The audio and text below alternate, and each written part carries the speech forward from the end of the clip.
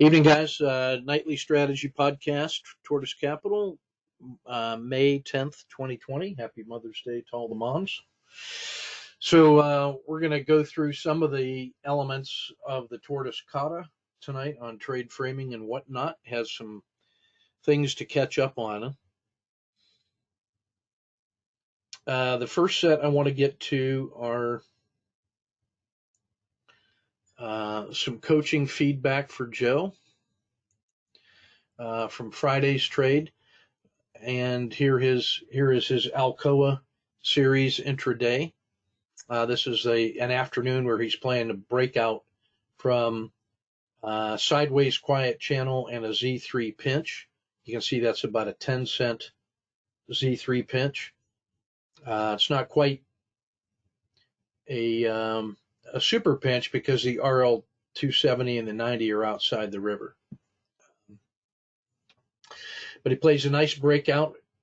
The second bar out of the gate as it's crossing the 90, adds a second position at a reasonable spot, takes a reasonable exit, tries an owl short, does a pretty tight exit, a pretty tight stop on that one. The only thing I'd say on that one is it could have just as easily have been at the RLXD or at the PSAR flip. You get the same exit, but still that one pays off. So pretty good trade. Disney, he tries the Z3 breakdown. This is a sideways quiet channel, Z3 pinch breakdown. Maybe one bar slow on the entry, but that's not a bad entry. The exit is fine. I'm hoping that he's got a stop and reverse on that first green dot, because then that becomes the fake one, go two. But even if you only take that second green dot as the entry, that's still really good. I would consider adding another position above the hump of this Z3 excursion, so right about where my cursor is. That would be a reasonable second entry. But that late in the afternoon, it's already 3 p.m. Eastern. That's not bad, and just a beautiful exit altogether. So Disney pays off really well there, and that's the only refinement that I might consider. Stop and reverse here, and then a second position, and then if that's what happened, which I can't tell, Joe, because you haven't marked that up, but notice, he's got the exit as it goes into the spring, and he's waiting for the summer exit on this one, or summer entry on that one. That's fine. And that's just well done. Devon Energy, this is also an afternoon trade, a breakout above a Z3 pinch breakout, and it's already above the VWAP, and that's just perfectly timed, perfectly played. The second one is an aggressive entry, as it looks like it hasn't failed back to the VWAP and is really testing the top of that RL10. So he's got it right on the pocket right there, right in the elbow, snug. And then a nice exit before it even threatens. It just feels like it's pausing, and it just takes it because it's two. That's a strike exit, and that's very well done in an orderly market like that. Now you can mark up whatever color works for you. Sometimes I'll put a second dot on there to show it, or I'll put a number 2 in there infrequently, or when I draw the boxes, you can see where one stops and one starts. So whatever works for you, and you don't want to make it onerous. But stop and reverse was reasonable at that position. Waiting for the second position would have been reasonable too. So anyway, I think this one is just really well done in Devon. This is like getting on board, a short commuter train and locking in a gain on 2 bags full, especially as you're approaching the end of the day. Man, you just can't do it better than that. I just really think that was well done. Oops, I had Devon on there twice, right? And then McDonald's. This one really is kind of the life cycle of how you trade this at every turning point. And so this is instructive um, for that reason. So this is a relaxed entry in the afternoon as it breaks out of the Z3P. Notice that there were a couple other points that you could have gotten in on this one. You have the maximum favorable excursion here with the RL10. It goes down, it reverses a little bit, but then it cannot make a new high. So as the dragon completes rolling over and the RL30 is rolling over, you could argue, I think, that that's a pretty good owl entry right there. And then if you're using, the PSAR or the dragon hump, you're never out of that position and your entry is here. And then you could reinforce that with an entry here as it breaks out once more. Either one of those would be acceptable. That would make this a third entry, and you would have three on this runaway train. And if you did that, your exit would probably be a 1, 2, 3 as it came back to the skin of the dragon because of the size of the position. But on a single entry like this, which is very well done, that's a collapsing dragon against the belly of the dragon over here. That's a really nice entry. And this was a relaxed exit. I think you could even get a little earlier if you wanted to be aggressive, or right at the P1 when the P1 occurs, or at the PSAR flip. You don't give back that much, maybe 20 cents. And then I'm going to take this as a re-entry on the next RLXD. That's perfectly sound because you're thinking there's going to be another leg down here because it's at a daily low. And then that's a beautiful scratch, and then a stop and reverse, and then catch the last afternoon run all the way back to the VWAP magnet. So that's just as good as you can do it. And what I'm really pleased to see with Joe here is that if you think of the day in three chunks, like morning, noon, and afternoon, he has been really working hard on the morning session for those 90 minutes or 2 hours, because that aligns with his business plans really well. But this series is Joe working for the afternoon trade. So the lunchtime trade is really tough. There's not much there, and easy to get chopped up in the Crocodile River. But there's often a secondary move in the afternoon, and it's more orderly because you don't have the overnight sensations in there trying to jerk things around. And you have today's price action from the morning and lunch hour to kind of use as a trade frame and get a sense of the market and see how things are shaping out for the day. And then, so the afternoon, you're giving up some of the absolute size of the move, but you're gaining a little more, it feels like managerial information, or information that you can manage from for the intraday trade. And although the moves are smaller, your stops can be smaller because you have more information today that's current and relevant. This move back to the VWAP then is the VWAP magnet, and that actually gives you, a real tangible target to work at. And then notice that the RL270 by that time has come and given you a secondary target to the upside as well. So either one of those works in terms of recruiting a 2-to-1 reward to risk ratio. And you can see that based on his entries, if he's using the belly of the dragon or the 10 or the PSAR, he can easily justify 2-to-1 intraday. So there's no worries on that at all. In fact, you can almost always justify the entry on a practical 2-to-1 if your minimum manageable risk box is that tight. So I just really think Joe's doing well here.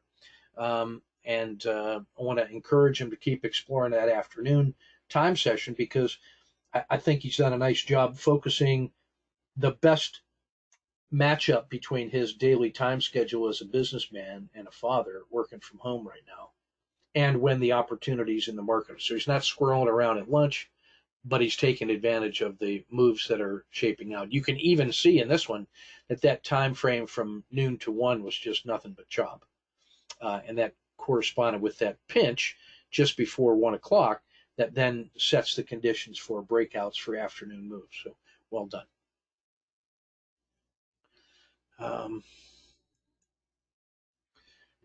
Let's see. I want to talk about this one. I briefed yesterday we were looking at the creativity and mental models and whatnot. And I mentioned how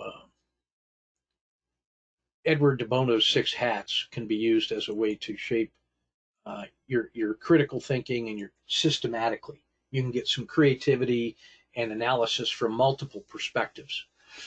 So this is some folks who have taken that idea one additional step further and added one more hat at the end. And this little flashcard gives you a summary of a nice, reliable, well-respected, practical approach to doing systematic critical thinking about a subject. And then this is something that you can do internally, and you just take on these different roles. And so you might want to have an icon or some kind of trigger that puts you into that mindset, or a planning tool, so you can make sure that you faithfully represent each one of the lenses that these colored hats represent. I have also used this in conventional problem solving with teams and had people assign that particular role and given them a player card so they could see what they're supposed to be doing, what kind of tools they are supposed to be modeling, or perspectives and behaviors and attitudes, thinking habits. And then I've rotated them through those different hats throughout the course of the year so that they all get cross-training in all of these cognitive skills.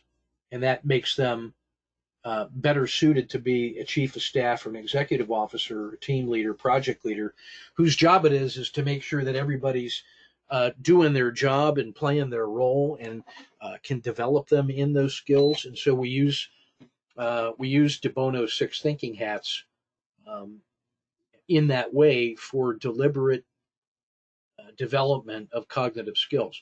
And what I like about the 6 hats plus 1 is this purple hat at the end, the royal hat, these guys call it, the owner, that adds an additional piece of practical reality to this. And so the 6 hats you can think of as technical hats. So the white hat is neutral objectivity, and what do we actually know as facts, and so on. And so each one of those represents a point of view, and it's very analytical. So what you've done is you've decomposed the problem and the thinking into component parts, and each one has its bite at the apple. And then once you've done that, you have 6 points of view and notes taken and analytical products. You still have to then figure out how to pull that back together beyond the judgment of the black hat, but to the point of view of the owner of the problem, who has to say, well, so what? Where's the value add? What should I do? What's my recommendation? What do you recommend that I do for action? And so having someone with that hat on represents the end user, and it gives it a little more of a practical implementation focus, the so what of it. You're not doing the 6 thinking hats just to enjoy the day, but really in order to do a better job of coming up with a recommendation for action. So I really like this addition to the de Bono thinking tool, and there it is. So the white hat's concerned just with facts, red hat for the guts, the feelings, almost the legacy of the stakeholders. Who's going to be affected by that, and how's it going to feel. That's a good one to put near the end when you come up with your recommendation. How is that going to feel to everybody who's got skin in the game, and you try to develop some emotional intelligence with that. The yellow hat for the logical, positive, engineering kind of perspective, perhaps. The green hat for creativity, blue hat for structured planning, almost like the manufacturing engineer or the shop foreman, and then the judgment person who can kind of start getting the risk and reward analyzed and brought together in that kind of a way. I think of them as the risk manager or the risk analyst. What could go wrong, that kind of stuff, because of their cautious nature. And then the purple hat in this model, this extension of the model, pulls that together. So this is a way that you can be systematic about the way you think about your proposals or ideas or dreams, and make sure that you've gone through a disciplined process of generating multiple perspectives. And I do a form of this when I'm teaching my military officers the applied professional case study system. And what I make them do is, as part of their master's thesis, is before we even start the research, I ask them, what would you recommend the Army do right now if we didn't have time to research it, so that we can uncover their, what we call the R1 position, their initial point of view, what their intuition and professional judgment and experience, what they really want to do with their practical mind. And it's important to get that documented before we do the research, so that we can see if their thinking about this subject changed from their baseline. So I make them kind of expose their thinking in a page, and why are you doing this, and what are the reasons for your recommendation? What do you want the Army to do right now? Hey, we don't have a year to think about it.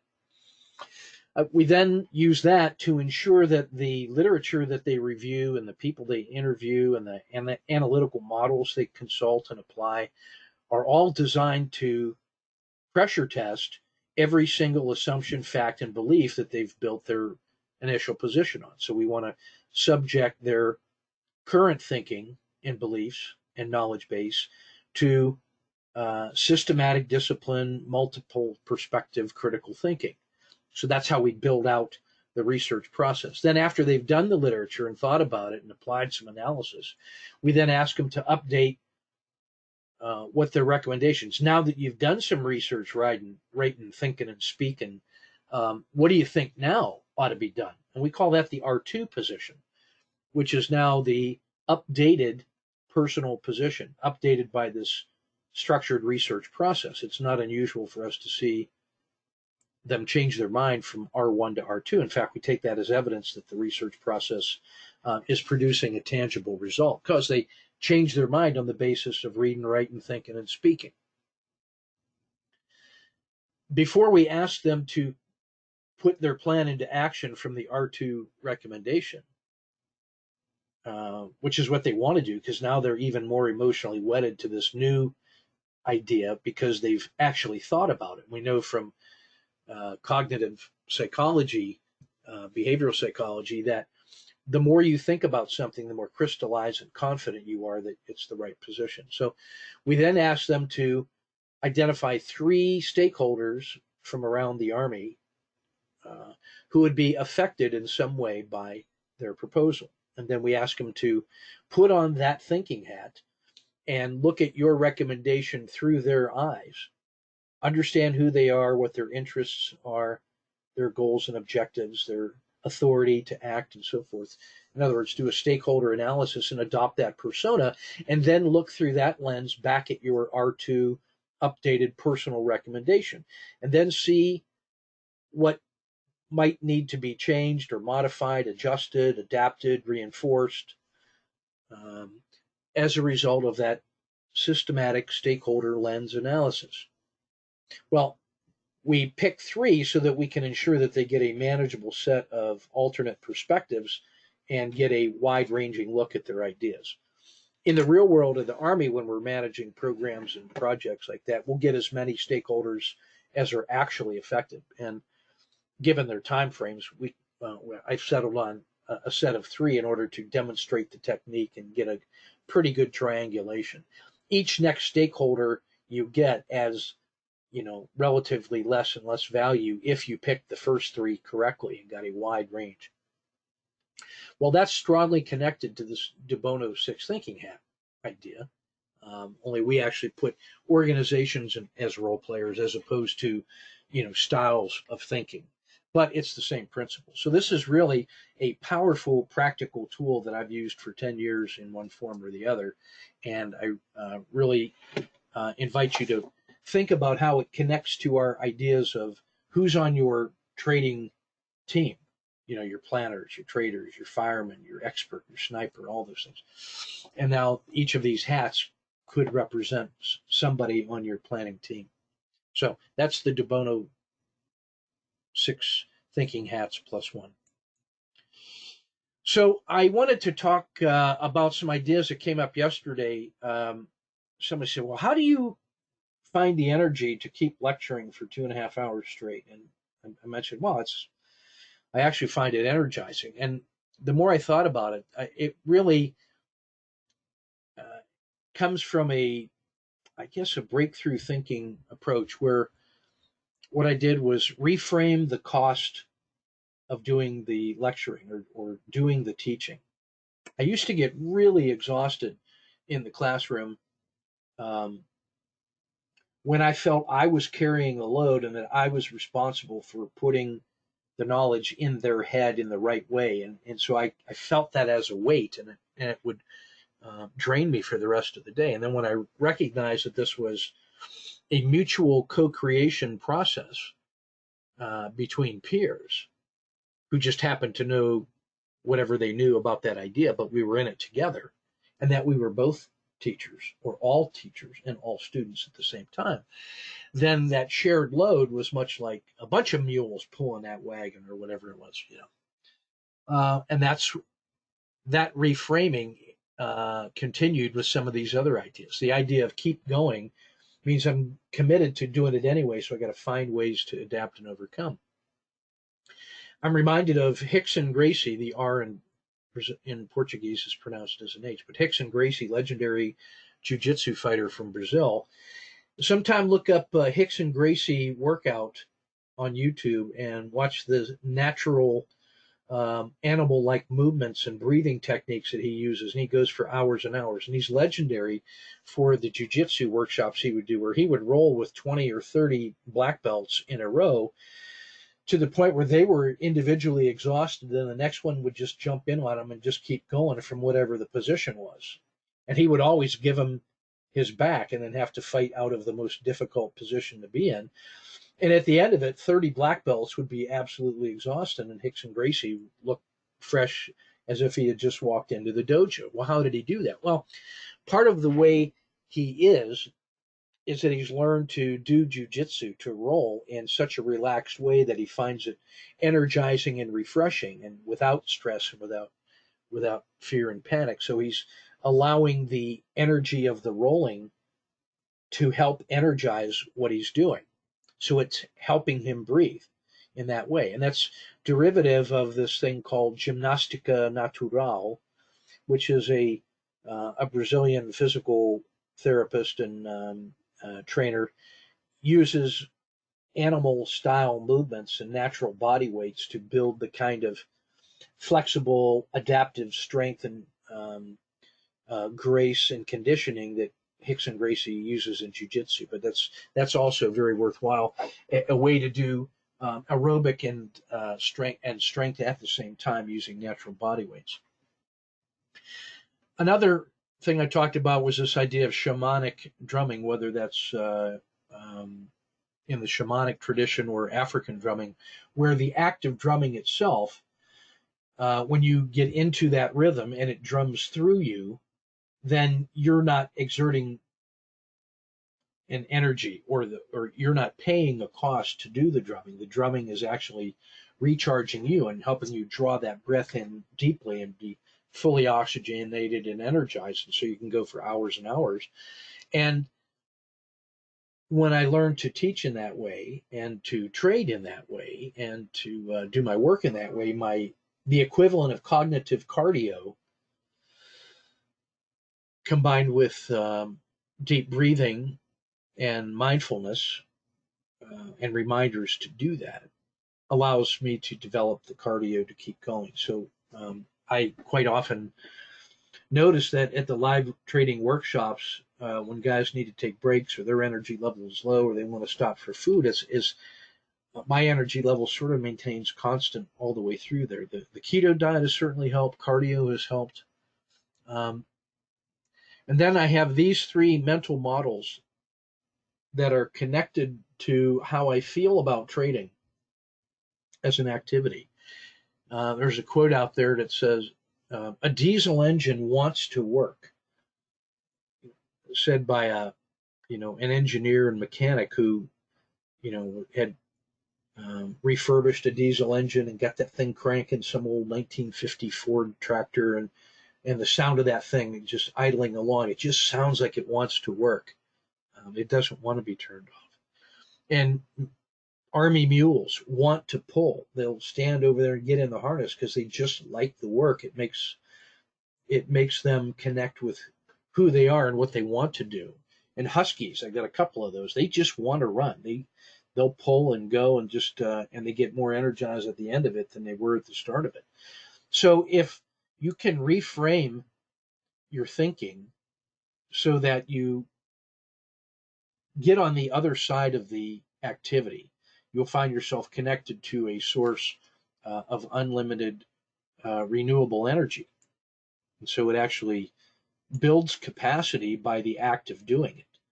If you look at the trading and the trade as an external thing, as work to do with an opponent on the other side of that, then there's a certain amount of energy that you would naturally expect to expend in that fight, in that struggle, trying to move an external object. If you become part of the trade and let the trade become part of you, the energy that you expend that you would have been expending in fighting the trade or grappling with the opponent or whatever, if you can get on the other side of that and be a mutual participant in the exercise, then you can put yourself in the position to receive back the energy that you generated.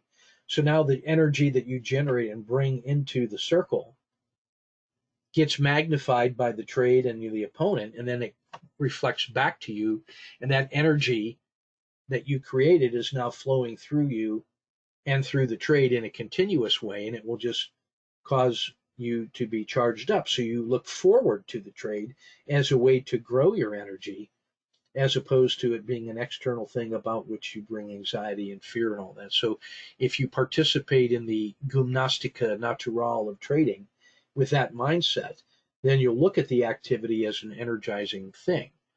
And so if you were to draw that as a energy cycle map, kind of before and after, on the left-hand side, put what it feels like right now and identify the energy drain or the energy sink or the things that are drawing energy from you.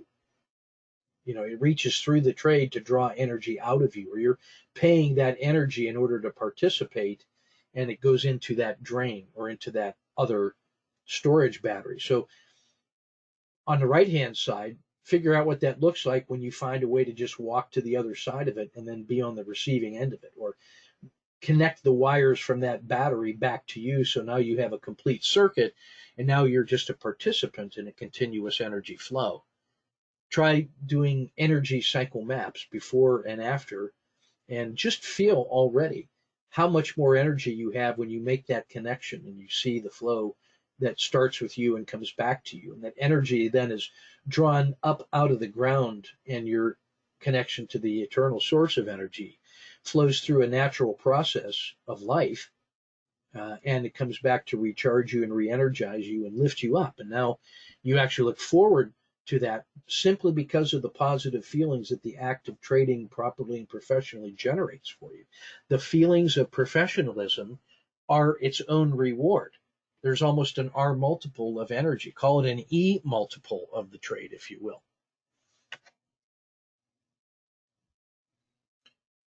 So that's an exercise for you.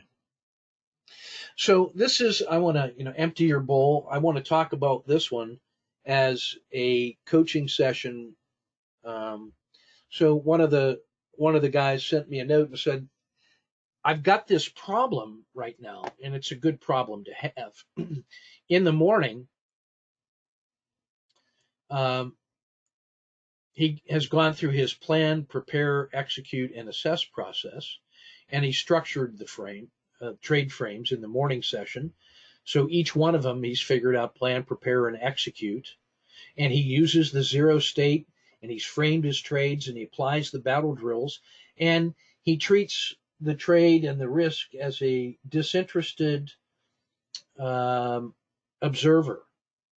And he just lets the rules be the rules, and he sees the red light, yellow light, green light go when all the criteria are ready, and then it just trades through him. And it's not unusual lately for him to come up with 4R in the morning. Then he takes a break and goes to lunch, but when he comes back, that 4R result is outside of his mind. It's an external thing.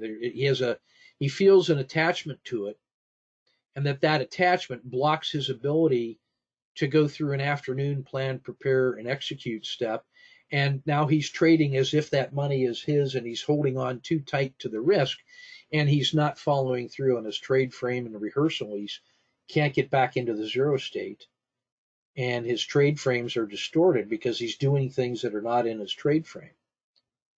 And what could I do to help him sort through that? And then he did what I wanted him to do without even being told, and that is that he already went through the process of strengths, weaknesses, opportunities, and threats, the design thinking, and went through some different mental frames and reframing to come up with some ideas for action. So he's already doing that self-coaching, and now I can take a look at that and say, yeah, the skill set is already transferring over to him. So here's some things that I would just suggest as things to think about, suggestions from the side.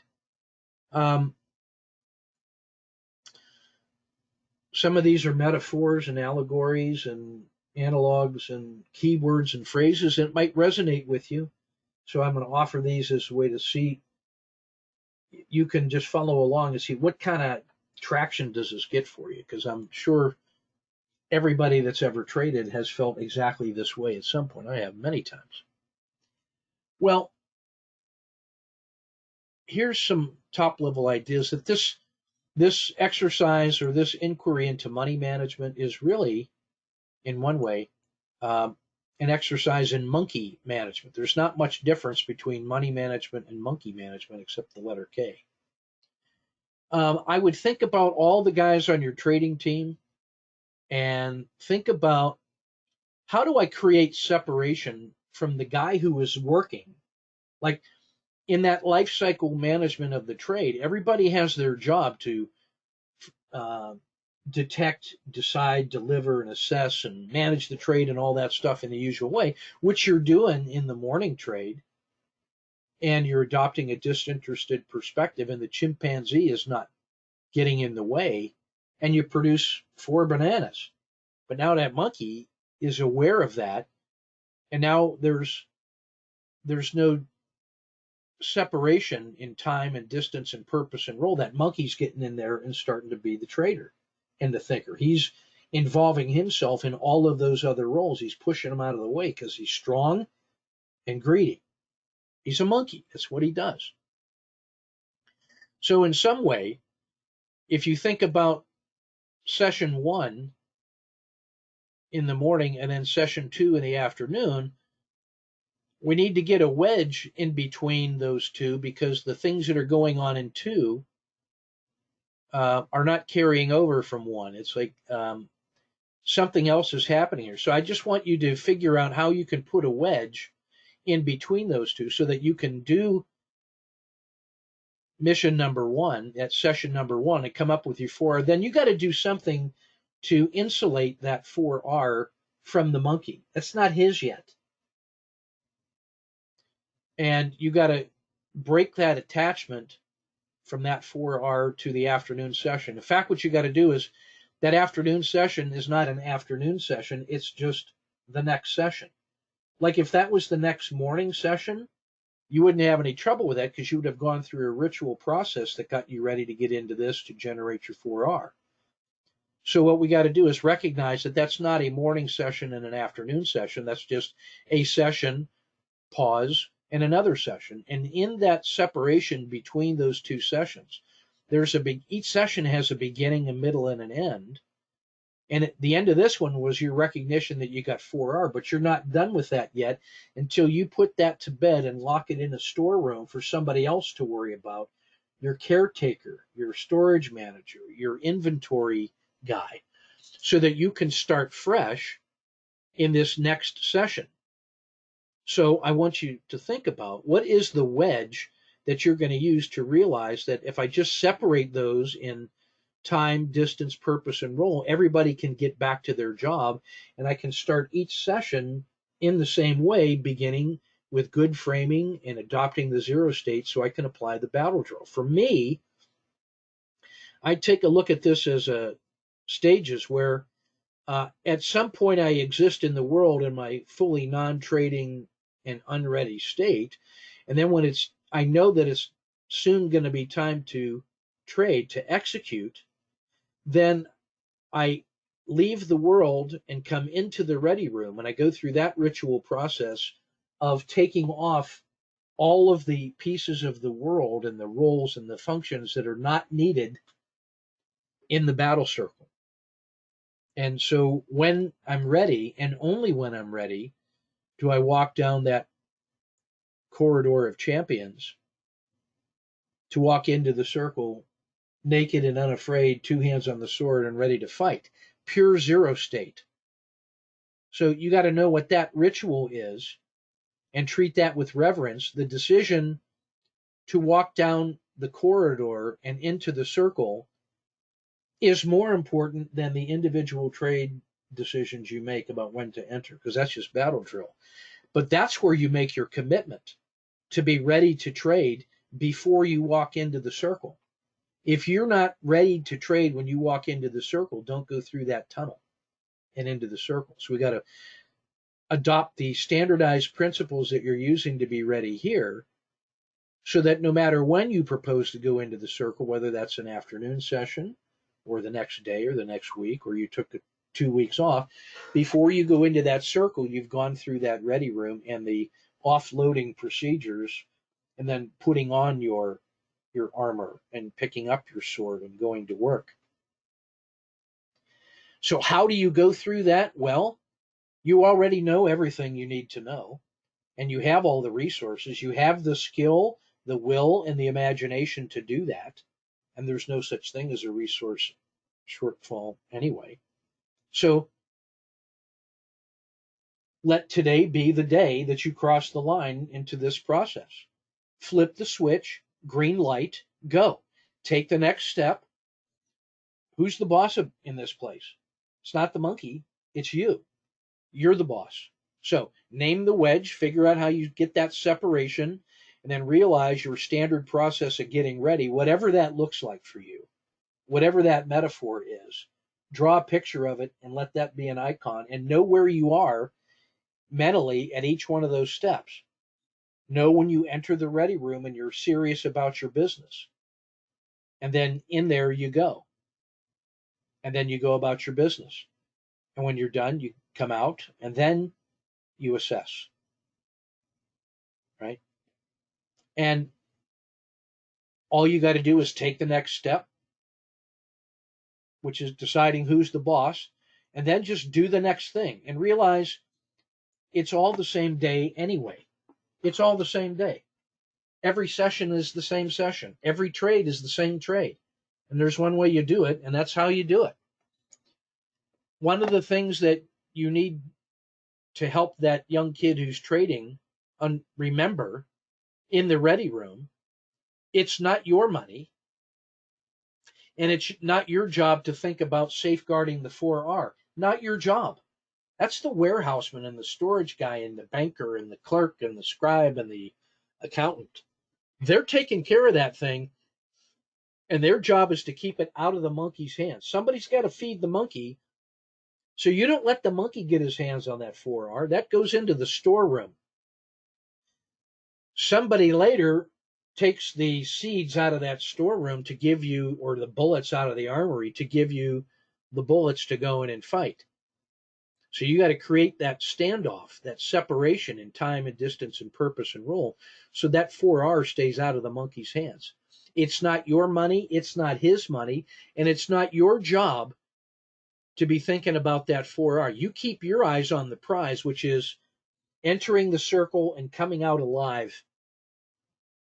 And you got to be in the zero state to do that. So you got to be set before you walk in, and you got to be locked on your target. So get locked in. Then just do the next thing. Manage your money, manage the monkey, and then just do that. To look at this thing from the other side, and don't beat yourself up about doing that. I mean, that's sort of what mammals and humans do. Um, when you find yourself grasping that, acting like a monkey on that, ask yourself, what are you giving up by holding on to that 4R? If your hands are holding on to that 4R and trying to protect that 4R from a previous trade, if your hands are on that, whose hands are on the sword? That's what you're giving up. By holding on to this 4R, you're giving up your firm grip on what you're doing in here. And I would ask you also to explore from a human dimension, why are you grasping that 4R right now? What's the purpose? What's the positive purpose that holding on to the 4R is? Part of it is a healthy respect for how hard it is to earn that R, and a reluctance to just frivolously piss it away. Okay, so we want to make sure that we are respecting the way we treat our earnings in the same way that we respect our seed capital for everything that it represents and the potential that it represents. That's not greedy. That's not emotional nonsensical. That's the whole point, is that if it's worth earning, it's because it has actual value in the world, because we can do things towards our goals. So the purpose of respecting that 4R is powerful and fundamental. Okay, so now all we're doing is talking about how we should manage it. Okay, we know how to do that. You give it to a guy whose job it is on the team to manage the 4R that we work so hard to get. You give it to the storekeeper and the banker and the guardian and have him put it in the vault where it's safe. A monkey can't get in there. Now you're free. You have just experienced the release and freedom to go about your job, which is to plan, prepare, execute, and assess, which is to leave the world behind, get ready in the ready room, and when you're ready, go through the tunnel into the circle and fight for your life, our life, and the future. So you know what that looks like, sounds like, how cool to the touch it is, and what it feels like. Just keep reinforcing the positive feelings that, when traded in the proper way, as you've shown that you can do, generates the 4R reward, which is then respected and protected and cared for in the vault where it's safe. We'll feed the monkey. We know how to feed the monkey. The zookeeper will take care of that. So, monkey, go do what you do and stay out of the ready room, monkey. Stay out of the circle. Go play in the woods. And somewhere in here is a pathway for you to reinvest in the stable process that makes the gains and allows you to remember what your job is in here. And then this is how you start gaining that separation that we need in time, distance, purpose, and role, is name the wedge you're going to use. And that's really just going to be the method to allow you to separate those out, to realize that you got to get to closure on that 4R. You can't just stop trading, go do what you're going to do, and then just come back in with that on your mind. You have to put that to bed properly and care for it and respect it. And the evidence that it's on your mind when you're trying to trade suggests that we've got to do some work on treating this with the proper respect so that we don't worry about that while we got our mind focused on fighting for our life. Because the guy that you just took 4R from, he's hungry and he's coming after you in that circle. So that next fight is even harder. And so you can't be of two minds and two different things to focus on. You got to be focused on your job. So that's money management and monkey management. But shift gears now to take a look at the advanced hybrid trading workshop. Um, so the way I want you to think about that is first kind of by locations. Yeah,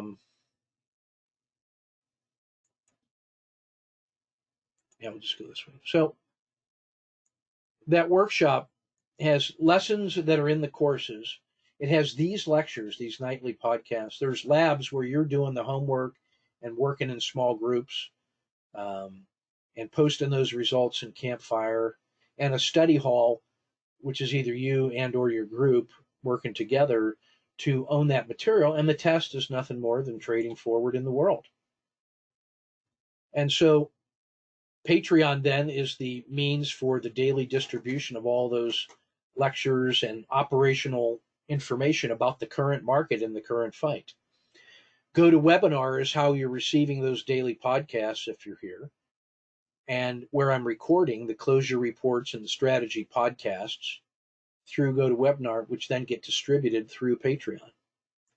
Campfire is like the student union on campus, where students can get together in the commons and have discussions about what you're reading and writing and thinking and speaking and learning, and a place for you to post your work to show the results when you come out of your little study hall and you've marked your stuff up. Campfire is where you post it to get comment from your peers. Powerful. It has a search function, so you can go back 7 years worth of material to look for ideas and charts and other commentaries. Very powerful function. Basecamp then is the place where we administer the advanced hybrid trading work. That's like Command Central. That's kind of the administration headquarters where we've organized that project.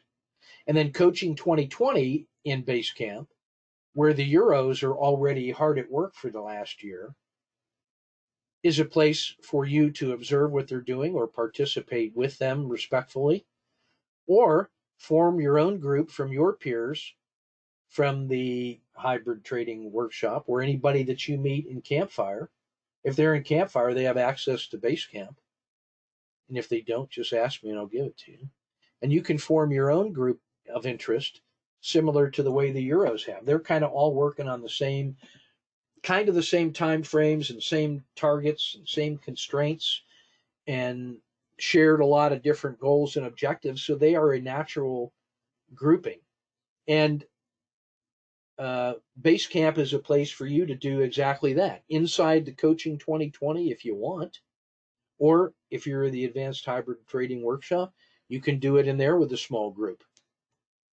And then the Learning Management System is where the formal courses and lessons, which are generated from all the work that we're doing here in previous lessons and whatever, are structured into courses 101 through 108, which are the structured courses for advanced hybrid trading.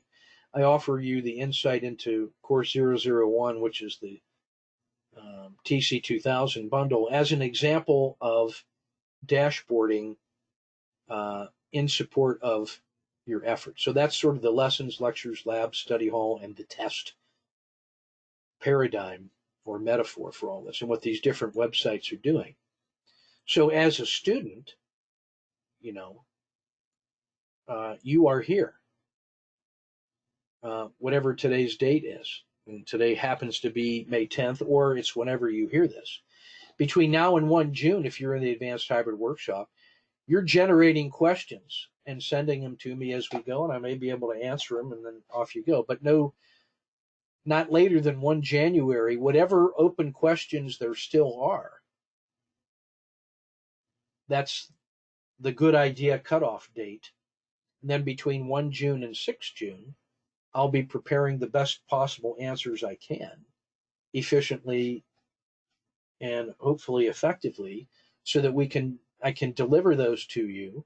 And then 6 and 7 June, we can hear those answers and have our discussions and clarifying Q&As and roundtables and make sure that everybody's questions get answered. That set of recordings of my answers to your questions and then whatever we talk about, that whole bundle then is going to get consolidated, produced, and hung as course number 109 in that learning management system, where you will continue to have access through 1 October. Maybe I think if I said a whole year, then it's a whole year, whatever I said. But I think we promised 1 October, so at least 1 October. But if I said a whole year, it'll be a whole year. Whatever, I don't care. So the LMS then are those self-paced courses, and all you really need to do or worry about, no matter whatever your time allocation for this is the LMS are the lessons you signed up for and the questions that you should be asking first order of magnitude are those, and get them into the question and answer stream that will be resolved here in June. And that is really, that's sufficient. But what's also open to you are kind of the ongoing operations, like these nightly podcasts and the daily market closure report and the swing speed run, where I'm managing my positions in public, answering questions about it, and then answering the questions that are coming up from all sources, not just guys from the advanced hybrid, but people that have been through the equivalent of it. And so this is, these ongoing operations are generating questions, which I'm then putting into answers in the podcasts and feeding into this stream and making that part of course number 104 in the LMS, which is a collection of all of these podcasts. Well, the Coaching 2020 project then is a group of guys that are working together, the Euros, and plus some other people that I've just added to their team, and any other number of groups of people that want to get in there and work together on this stuff, using Basecamp as a support base to organize your collaboration wherever you are in the world, using the Euros as a model of how to do that. You could then be applying some of this lessons from the LMS and the questions and answers and the observations and insights that come out of ongoing operations, in which you see posted in Campfire too. You can use Basecamp then to develop your own applied professional learning as part of the collaborative learning environment. So the Coaching 2020 project is the lab work and study groups in action in Basecamp. And the Advanced Hybrid Trading project in Basecamp is where we administer, the formal pieces of this workshop. It has 50 curated references in a consolidated space, and it is a way for the folks who started all together through the THARP Institute, process, and anybody else that has signed up and joined. We can all organize together as a learning group that started about the same time, and a number of you guys know each other already. And so the potential for you to set up your own learning group using the Euro model is certainly there for Basecamp, and you'll have access to that for as long as I said you have access to the LMS and the whole Campfire. So you could think about Basecamp as being a base camp with a support base for collaborative learning. And then as you go out into ventures and you go off on your little walkabout individually, you can come back to the Campfire of live active traders and share those insights from all of your separate journeys and walkabouts. And the Campfire is a place for you to talk about that with anybody that's there, and you can look and see what they're talking about. And you can post your maps of the territory and the maps of your own process and get feedback. That's where you're in the student union or the commons area, and you're going to get that kind of live peer-to-peer commentary. And that's the easy place for me to do things like Joe. Joe sent me his trades from Friday, and he marked it up in a way that I can instantly understand. And now you see the language that we're using, that pattern language that Van talked about in his note to me, Van Miller sent, from the land of architecture. This is the pattern language that we're using to describe what we see, to act how we want to act. So that's, to me, how you can use this ecosystem to best advantage, and to just find your own location in there as a student to whatever level of effort you want to put into it. No harm. Doesn't, that's your call. I respect whatever, everybody respects how busy we all are, and that everybody has a unique situation. So we're only going to leverage the positive things anyway. And if all you want to do is take the courses, ask your personal questions, and find your own way to adapt, awesome. That's what you should do. And I'm here to help you in any way I can to achieve that method. As far into all of this other stuff as you want to go, I'm here to help support that as well. So just use this model to just relax, and then use this idea to craft your educational goals and objectives for this learning project that we're on. So that's what I want to say about that. Empty your bowl.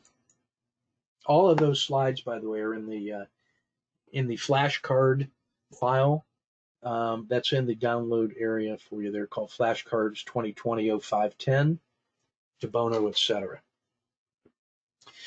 So now we're going to go through a framing exercise. I put together about half a dozen symbols, and we're just going to go through that quick. And what I'm going to do is answer these questions about each of these, and then kind of mark it up with the standard marking pattern language, if we can use that idea. So the first thing that I want to show you is that I'm using Snagit from TechSmith as my markup.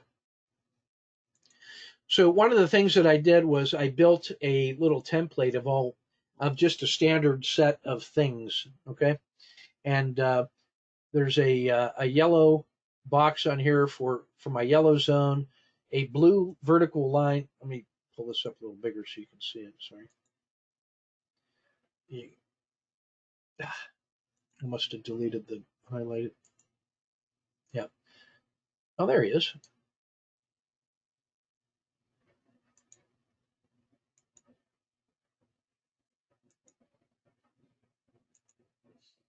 So that box is that when it shows up on a chart, that's actually that yellow highlighter.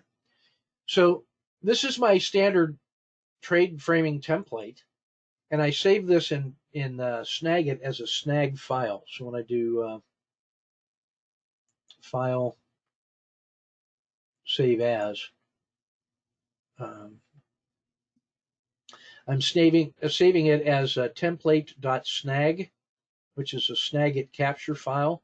So now I can open that up whenever I open it, and I hit select all. I then copy and paste that into the other charts that I've made, and now all the drawing tools and the little icons are there in a standard way, and it reminds me to make sure that I placed all of those things. And that forces me to frame the trade in both directions.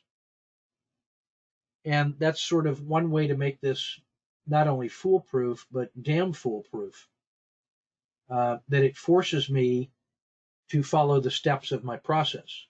It's harder not to do it than it is to do it. So I've lowered the transaction cost, to use the naming convention of Dr. Matt Might, when he talks about how to effect change. He's a biology scientist, and he talks about lowering the transaction cost to do the things that you want to do with your conscious mind to build in the habits. So if you want to get stronger and you put a pull-up bar in your doorway, and every time you walk through that doorway you do a pull-up, that's easy to do because the bar is already there, and it's harder to not do the pull-up and say, well, this time I'm not going to do the pull-up, than it is just to do the pull-up. But when his wife told him to take the pull-up bar down, for whatever reason, and he put it right next to the door frame, he found out he was not always doing the pull-ups, because he would walk through the doorway on his way to do whatever he was going to do. And so he would have to stop, reach down, pick up the pull-up bar, install it, test it, do his pull-up, uninstall it, put it down. So he wouldn't do that. He would just walk through it unless he could shame himself into doing it. So he lowered the transaction cost of doing just doing a stinking pull-up by just putting it in his own way so it was just easier to do it.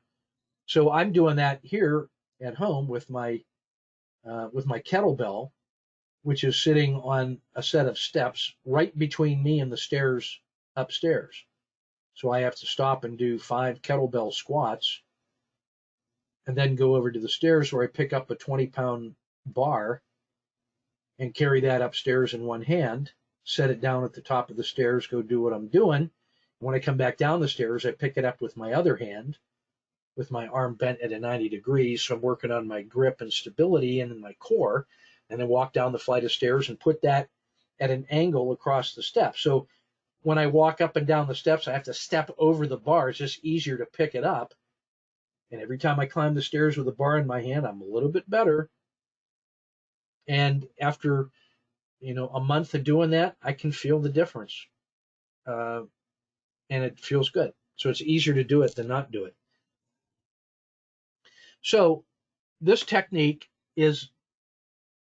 saves about 5 seconds, maybe 10 seconds for every chart that I'm going to mark up. And if I mark up 10, that's a minute and a half. That is a lifetime. If you can trim a minute and a, well, here's how important a minute and a half of your life is. Hold your breath for 90 seconds. That's how significant a 90-second period of time is. What can you do in 90 seconds? In 90 seconds, you can make somebody tap out 5 times if you apply a blood choke in a fight. In 90 seconds, you can run a quarter of a mile to get away from something that's chasing you. In 90 seconds, you got to take my point. So these are the standard patterns that I'm going to look at. So the vertical blue line, I'm going to put to the right of the last bar to show that I'm stalking. If it's to the left of the bar, I'm always interested in it. If it's a chart, I'm interested in it. If it's a vertical blue bar, then I've committed to the idea of framing it because there was a reason to frame it, that my signals and my rules and reasons now make this thing a candidate for a swing trade that stands out. That's what that vertical blue line means. That's my ready line, right? The inside green and red line and this other box that's going to look like a, let me see if I can.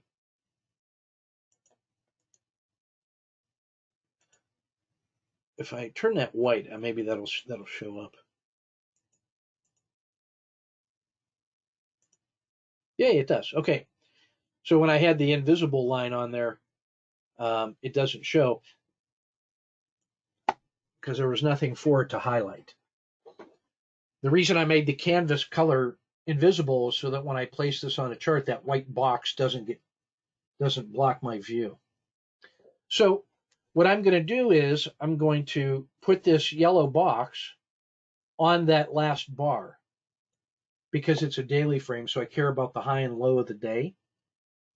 If I was trade framing something other than that, I would put the yellow box on the thing that needs it. That might be where the Z3 lines pinch, or if I was weekly charts, it might be between the high and low of the dragon humps and all that, whatever. So whatever the yellow box needs to be as the boundaries of indecision is going to get marked up. And then the blue line is going to be the where I'm stalking it from. So if I mark this thing up and it doesn't fire, like it stays in the yellow zone, then the blue line stays where it was because it shows that I was stalking it back then and now it just hasn't fired yet, right? So just by knowing that that's the yellow box, I don't have to draw a green box, although you could do that if you wanted. It's just extra stuff. And then the red box would be down here.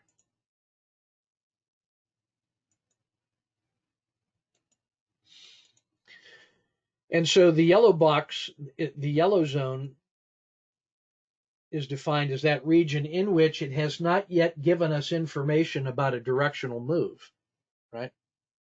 So if this were to open inside um, yesterday's range, if that was a daily chart, if it opens inside yesterday's range and it's just mucking around, as long as price stays inside yesterday's range, it's an inside day. We don't have any information yet that tells us that we want to be long. We don't have any bias.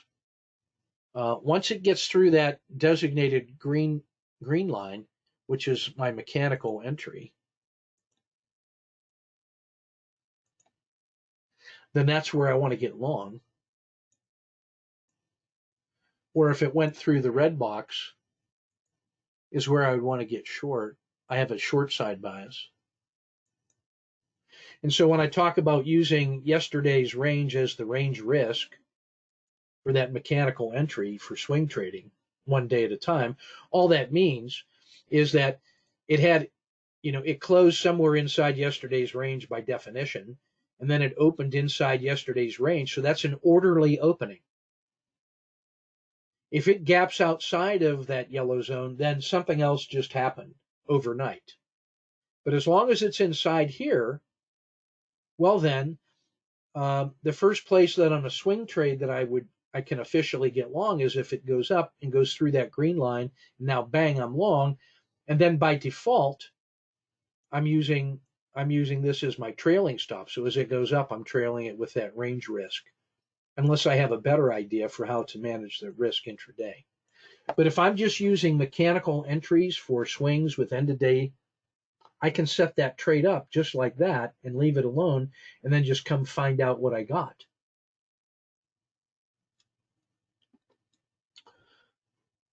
If I want to use day one technique as a hybrid trader, then what I'm doing is I'm actually going into the market while it's open and maybe looking at 2-hour or hour or 30-minute or all the way down to 1-minute charts, whatever I'm using.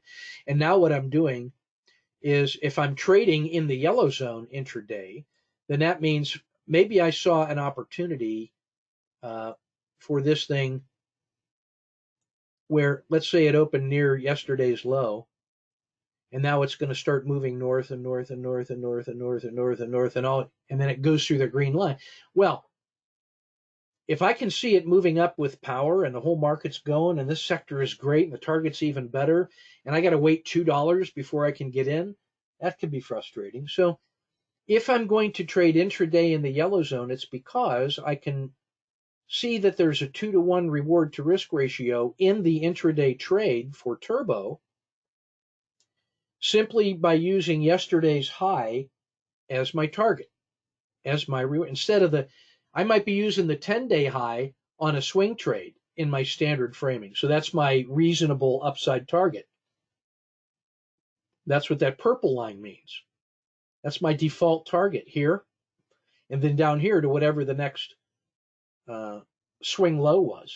So those purple lines and purple dots stand for price targets. These intermediate red and green lines then stand for additional levels where if it gets through there, I would want to add a position on my way to the purple dot. So if that's how I trade it on the end of day, now if I drill down and I want to get more on the intraday piece, it's the same trade frame, only now instead of daily bars, it's hours and whatever. And I just have to define, instead of a 10-day high, I'm using a 1-day high and looking for reward to risk ratios inside here. And that trade has to be qualified on its own in order to take it as a turbo.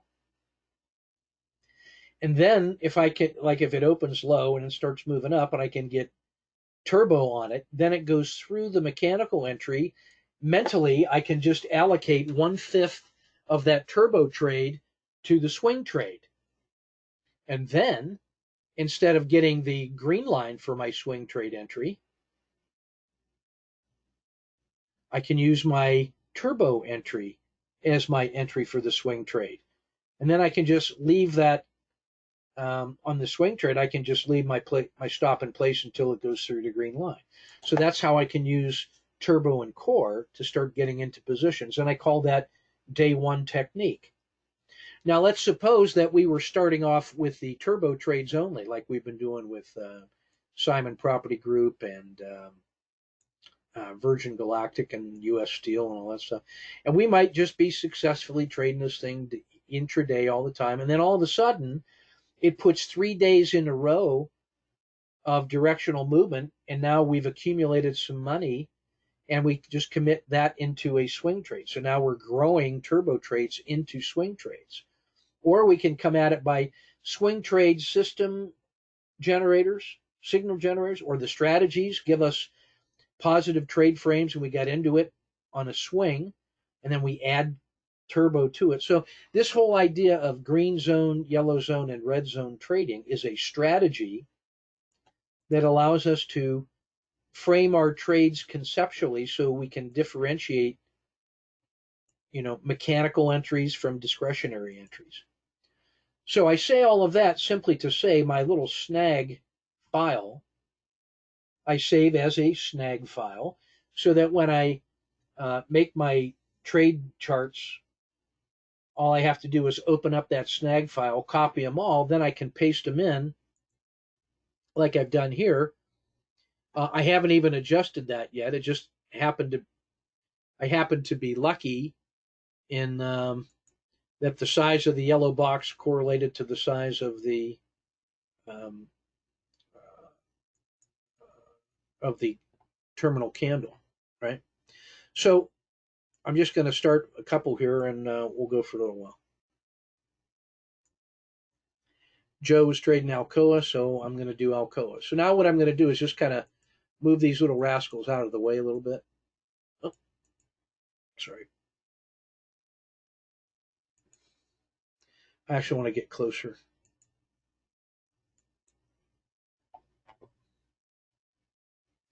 I'm going to be very deliberate on the first one, so you can just get a feel for what that looks like.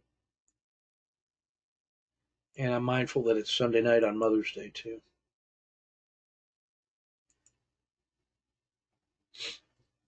So what I'm going to do is just, since I got to move this green line out of the way anyway to make room for the yellow box, I'm going to put that 5 cents above yesterday's close or high, and then the stop, mechanical stop, 5 cents below. Hey, if you went here, like if you wanted to see it made a 2-bar low, I wouldn't be offended. But maybe just like this. And I'm going to bring the blue line over here. And I'm going to take my yellow box. Come on, yellow box.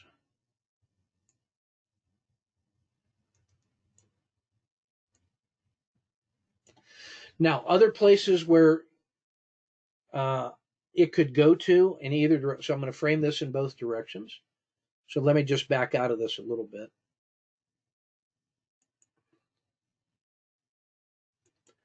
So I start from the inside out. Where could it go to? Well, it could easily go to fair value. Wouldn't you agree? Yeah, I think you would.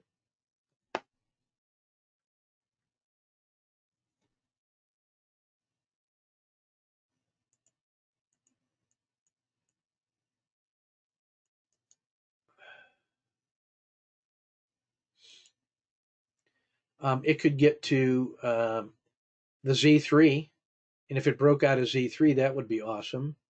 And I'm going to pick, where would I want to add? Let's say if it got out of above Z2, and then maybe if it broke out above that 10-day high. So those are all places that I would consider adding on the intraday.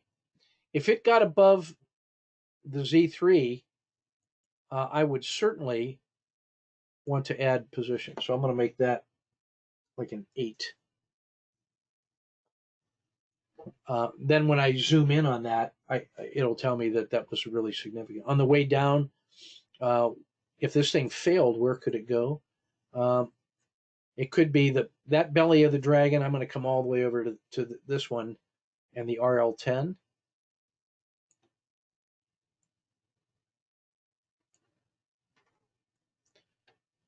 If I just use shift drag, then that automatically makes it a perfect horizontal line. And then I'm just going to use the Z3 line down here sort of as my my maximum reasonable target. And I actually don't see anything further back unless we came all the way back over here to the RL10. Whoops.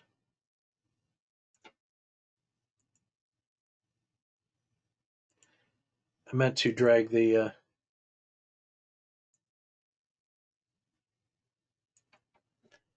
so now just nudge that into place a little bit. So those are all places that it could go to. And I would certainly add, I would want to have like 2 positions in on that if it went that far. So I might actually try to get a second position if it broke out of the river. I need to make that red.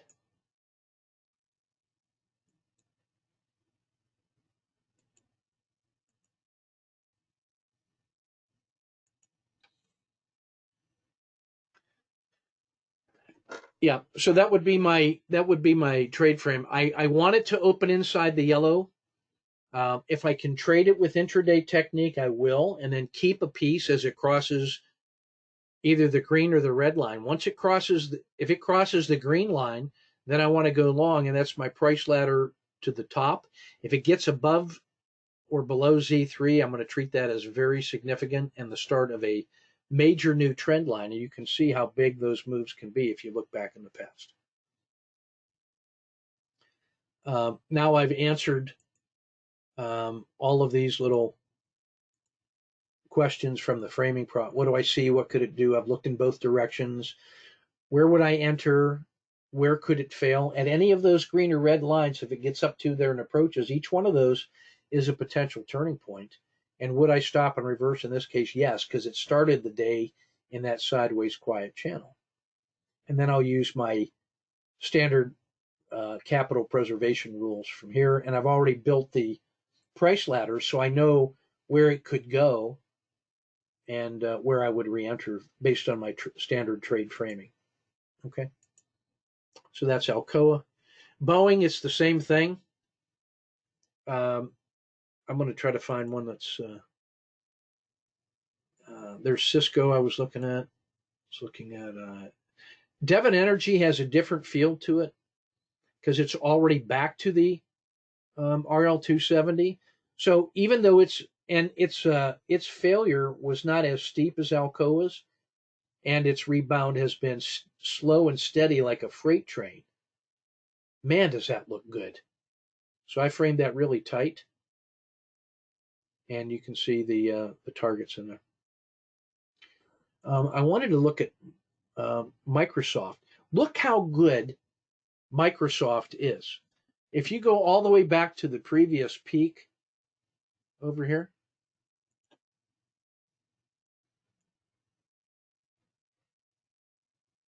dude is already there. And if we go down to the maximum adverse excursion,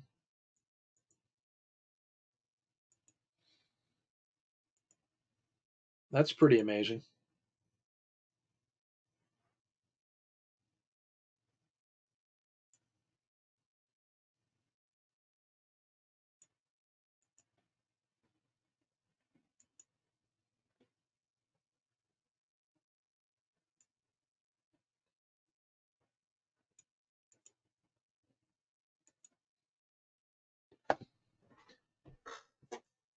This is the principle behind that RLFF. And in fact, what we have there is that I drew it to the peak of the, from the peak of the dragon and the RL10. But if we were just using strictly the RLFF, I would be looking at the distance between the RL270 and the 10. So here's one, here's one. This one now is above, and then it came back to the zero line again, and now here it is. It's stretched to the upside.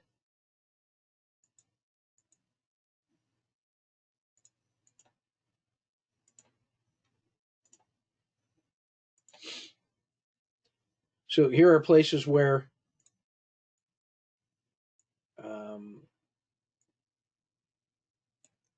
places of interest, I guess, sort of a minimum.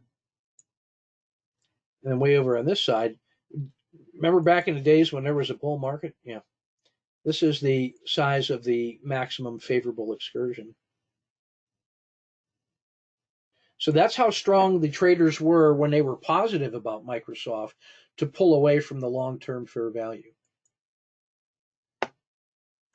If I copy that, same size, now I come back down here, the adverse move was almost the same size.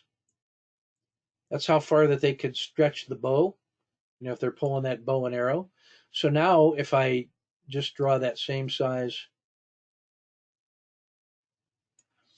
as this thing is, as Microsoft is moving back forward, my upside, look at that, it's halfway down the stack. So this is how far above that RL270 this thing can stretch. So this 190, now take a look at this.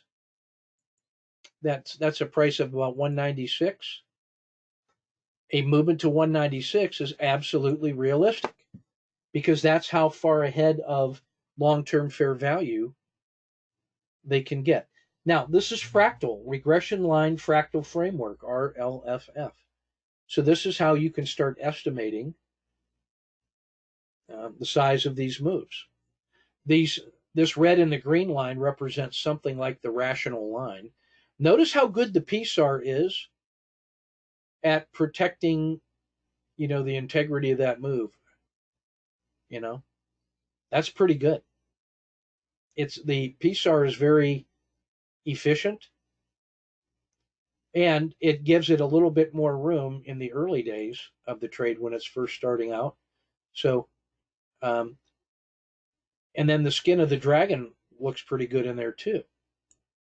The skin of the dragon is pretty efficient with respect to that rational line the whole way up. So to me, either the southern skin of the dragon or the PSAR makes a pretty good default stop on any time frame because they're all fractal.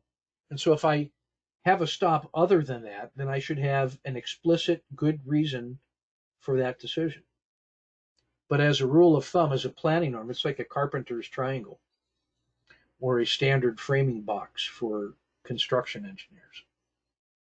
That's one of the standard patterns or templates that keeps our judgment grounded in practical experience.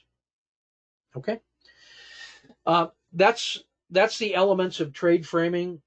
You saw the example in Alcoa. I want to respect your time and let you do some more work if you need to, but the other ones are pretty much the same way. But I wanted to show you just how good Microsoft has been and continues to be going, and Devon Energy. I do want to do one on treasuries because that's the other side of the curve, because now it's kind of the downside move.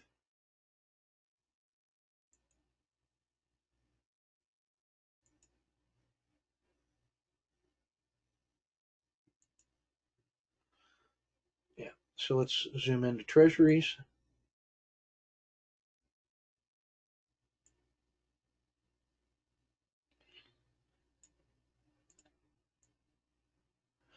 Now, in your mind, you should be able to hear what I'm saying without me saying it.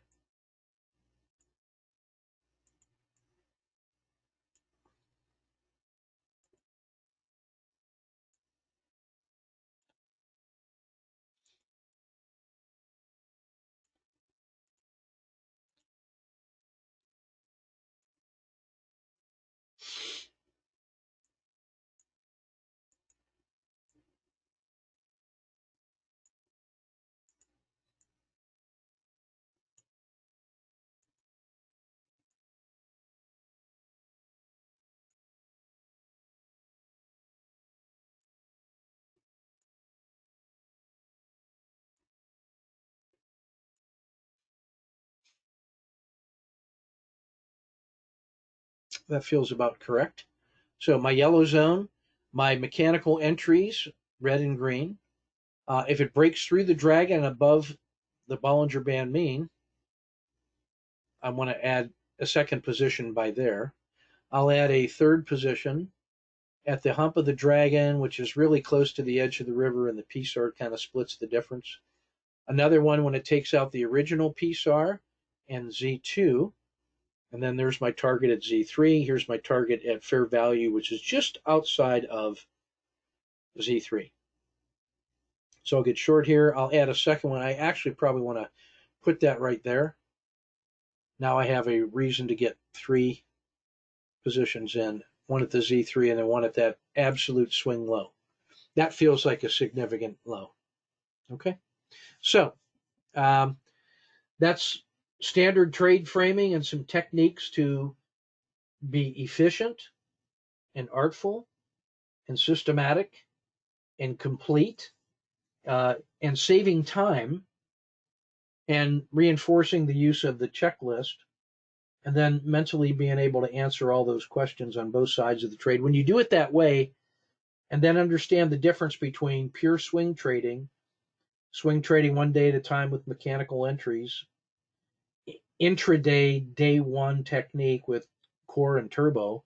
Now you see each one of those is its own certain style and time frame and technique, but it's using all of the standard patterns, and then whatever time frame you're on, it's a fractal interpretation of what's going on. It's just how much time is in between the decisions you need to make. You could be doing 1 minute charts the way I do on equities. You might be doing what Dr. Morrison is doing with Forex and using 4-hour bars so that you actually have time to have a life, if that's what you like to do, I guess. For me, I get energized by the shorter term trading. Okay, that's everything I wanted to cover. You got the flashcards available to you. I'll get this produced and posted, and we will see you in the chat room and in the trade tomorrow. Have the good rest of the Mother's Day, and take good care.